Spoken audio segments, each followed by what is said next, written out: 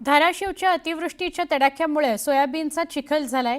शिंदेवाडी शिवारात शेतकऱ्यांना शेताच्या बाजूला चिखलातून मार्ग काढावा लागतोय। दरम्यान काढून टाकलेल्या सोयाबीनला बुरशी लागल्याचं समोर आलंय। सोयाबीनचा सुद्धा चिखल झालाय। जागेवरच सोयाबीनला कोंब फुटलेत। लागवडीकरता 45 ते 50 हजार रुपये खर्च आला, पण आता पदरात काहीच पडलं नाही। त्यामुळे सोयाबीन उत्पादक शेतकरी हवालदिल झालेला आहे। अतिवृष्टीनं काय नुकसान झालं, शेतकऱ्याचं नुकसान कशा पद्धतीने झालं, किती झालं हे जर पाहायचं असेल तर मी तुम्हाला आता सोयाबीन धाराशिव जिल्ह्यातील प्रमुख लागवड आहे। 4 लाख हेक्टरवर सोयाबीन झाले। आता सोयाबीनचा हंगाम पूर्ण संपून गेलेला आहे आणि सोयाबीनची परिस्थिती दाखवतो तुम्हाला मी। ही सोयाबीन आहे माझ्या पाठीमागं। ही शेतकऱ्यानं सोयाबीन आता काढून टाकलेले, तर ह्या सोयाबीनला आता काय आलेला आहे, तो बुरा आलेला आहे। हे पूर्ण सोयाबीन आहे। क्षेत्र किती ह्या शेतकऱ्याचं क्षेत्र होतं। हे सांजा या परिसरातील सर्व ह्या परिसरातील शेतकरी आहेत आणि आता हे सध्या थोडी उघडीप जी पावसानं दिलेली आहे त्या माध्यमातून जसं जमल तसं रस्त्याच्या कडेला म्हणून सोयाबीन काढतायत। अक्षरशः सोयाबीनचा चिखल म्हणलं तरी वावगं ठरणार नाही। आपण त्यांना विचारूया, कधीची लागवड केली होती सोयाबीनची? 8 जूनला 8 जूनला लागवड केली होती। किती किती किती दिवस झाले आता ह्याला? 4 महिने झाले। 4 महिने झाले सोयाबीन लागवड? 4 महिने झाले। आतापर्यंत रासनी करून झाली असती की सगळी? दुसरी पेरणी झाली असती। दुसरी पेरणी झाली असती की काय? आता सगळं बुरा आला ह्याला। आलाय बुरा आलाय। मग आता काय इलाज काय त्याला? आता काय करायला लागला?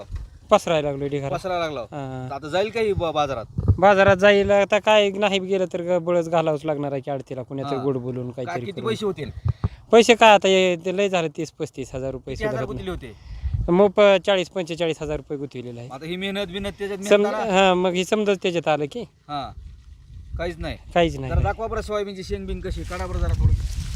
ठीक आहे दाखवा इकडे, दाखवा जरा मला थोडं पुढे या। ठीक आहे शेंग थोडा जरा शेंग।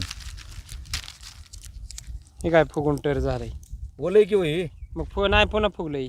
पुन्हा बोलय आता काय हे अवघड आहे की वाळवायचं न पुन्हा आता हे आता हे वाळेल अजून का खराब पण? सुरकुत्या पडतात बियाला। बियाला सुरकुत्या पडते थोडी की वाटत नाही मला काय उपयोगाचं आहे का? नाही उपयोग तर होतच नाही, पण आता हे काय सोडून गेले की राहू ही. बाहेर तर काढायचं मग काय काढावंच सडलंय लागणार आहे। सडलंय सडलंय की हा पूर्ण? सडलंय हा हम्म पुन्हा ह्याला हे हवाच नाही, पुन्हा हीच नाही, ह्याचे बी नियम आहेत की? त्याचं तर लय पुन्हा त्या आडतीवाल्याच्याच मनावर आहे की काय तुमचं डॅमेजच आहे, मान हीच आहे, इकडे बघा जरा थोडं माल हीच आहे तीच आहे। हा आता ही सगळा घाटा मजुरी बिजुरी काय आता? ते काय शेतकऱ्याच्याच पदरात आहे काय कोण सोसणार आहे शेतकऱ्याशी? काय उगवलंय सुद्धा होय होय उगवलंय काय? दिसलं उगवलेलं काय? आहे का? हो बरोबर आहे की। उगवून सुद्धा आलंय। या अशा पद्धतीने सोयाबीन जे आहे उगवून ते उगून आलंय।